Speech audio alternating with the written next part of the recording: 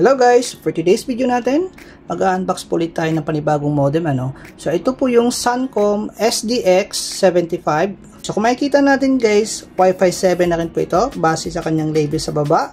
And then yung kanyang antenna port ay TS9. And nakalagay din dito ay NFC capable na rin po ito. Titignan natin guys kung ano ba yung kakayahan ng modem na ito. Okay, so tutok naman po kayo.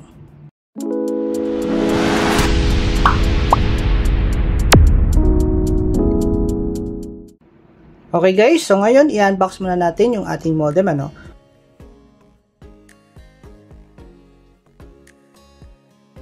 Okay, so ito yung kanyang power adapter.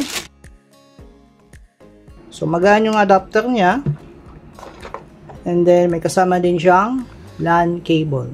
Then ito na po yung ating modem. Dito sa likuran ng ating modem, naandito yung kanyang power port, tapos meron siyang dalawang LAN port, isang LAN and then one LAN. Tapos meron din siyang RJ11, so ito po yun, yung phone port. Tapos may button dito na power WLAN, so napipindot yan Tapos ito naman yung kanyang antenna. So itong antenna niya ay TS9 So yan, ganito ang itsura niya pagka TS9.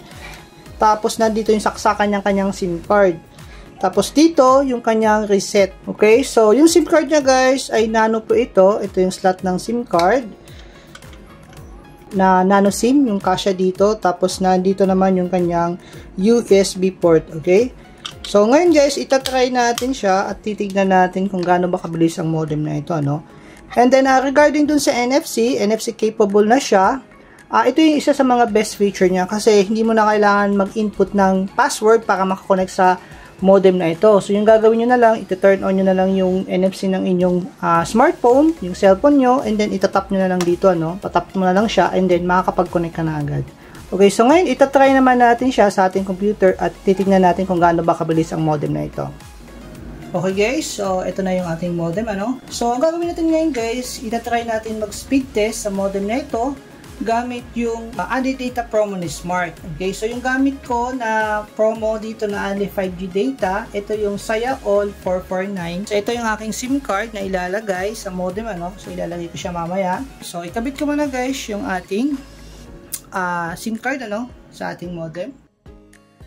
So ayan na makikita natin guys sa ating modem, nakailaw na po lahat. Para makita natin talaga yung actual speed niya, gagamit tayo ng RJ45 connection. So, i-test natin siya via LAN port. Doon natin i-test sa ating computer,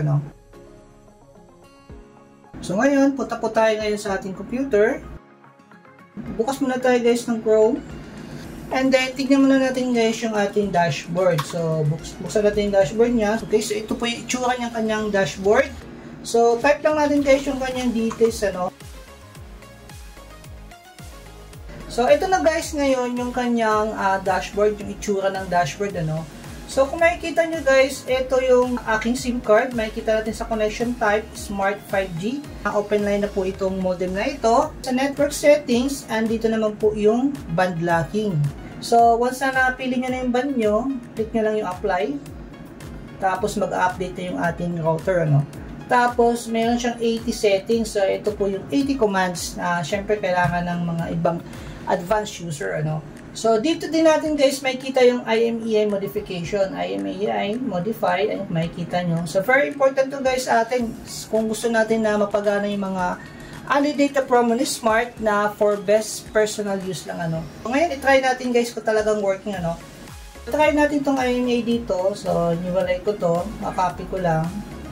Tapos, ipipaste ko siya dito. Yan. Tapos, once na-paste ko na, click lang yung modify. And then, yung ating router mag-update na po yan. So, once na-update na siya, tignan muna natin sa management. Tapos, device information. Ayan, makikita na natin guys, na na-update na agad siya. Ganun lang kabilis guys. Okay, so ngayon guys, mag-conduct naman tayo ng speed test. Okay, so unahin muna natin guys sa speed test ng Google,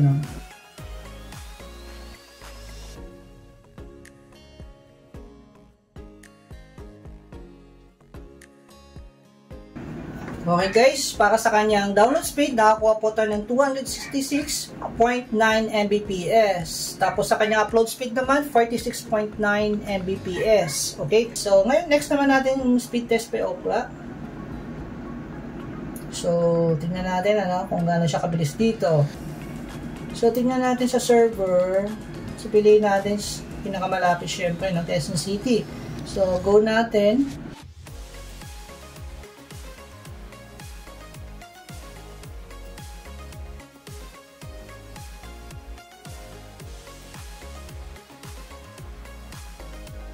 Para sa kanyang download speed guys, dito sa speed test by Ookla, nakakuha tayo ng 610.67 Mbps. Okay? Tapos, para naman sa kanyang upload speed, nakakuha tayo ng 49.82 Mbps. So, yung tatry natin next is dito sa fast.com by Netflix. Okay. So, tignan natin guys kung gaano siya kabilis dito. So, dito, makikita natin pumalo tayo sa 580 Mbps para sa download speed po yan, So, ngayon tignan naman natin guys yung kanyang upload speed. So, dito sa kanyang upload speed ay nakakuha naman tayo ng 43 Mbps. Okay? Tapos, itatry din natin syempre yung kanyang NFC feature kung paano siya mag-work. Okay? So, ngayon guys, kung makikita nyo, naka-data ako. So, ita-turn off ko muna yung aking data. And then, ang gagawin ko, syempre, para makakonect tayo sa ating Wi-Fi through NFC, kailangan ko lang i-turn on yung aking NFC, So, ito yung aking NFC. So, ita-turn on ko lang siya sa aking smartphone. Then, once naka-turn on na siya, guys, ang gagawin ko lang po, itatap ko lang. Okay, so, tatap ko lang siya dito sa ibabaw. Yan. So, may marinig kayong tunog, na sound. Tapos, lalabas na dito, guys, yung kanyang notification kung magkoconnect ba tayo sa ating modem.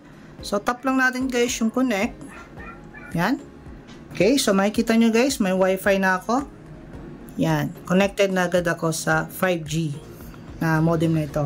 Ngayon na connected na ako guys, itry ko naman mag-speed test gamit sa ating smartphone. So, open tayo guys ng speed test. So, try ko lang ulit sa fast kung ganun ba yung makukuha natin ulit kagaya kanina. Pero ito kasi guys, nakakonect ako sa 2.4 GHz lang. So, pag magkoconnect po tayo sa 5 GHz, mas mabilis po yan, So, yan, sa fast.com, nakakuha tayo ng 170 Mbps para sa kanyang download speed. Okay, so, depende yan, guys, sa connection nyo, Kasi meron po yung 5G. Yan, kung makikita nyo. Okay, so, dalawa yung SSID dyan. 5G CPE, ito po yung 2.4.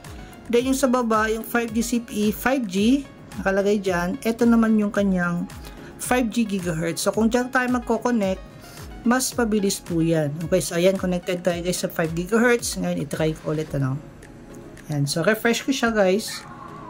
Yan, refresh ko lang. Yan, so makikita nyo, mas mabilis siya kung 5 GHz po yung connection nyo compared sa 2.4 GHz. Yan, so kanina, 170 Mbps lang. Ngayon po, nakakuha na tayo ng 350 Mbps. So, depende yan guys sa connection nyo kung 2.4 or 5 GHz kayo magkoconnect sa modem. So, sana po nakatulong yung video namin. And please don't forget to like and subscribe po sa aming YouTube channel para lagi po kayong updated sa mga upcoming videos namin. Thank you po for watching.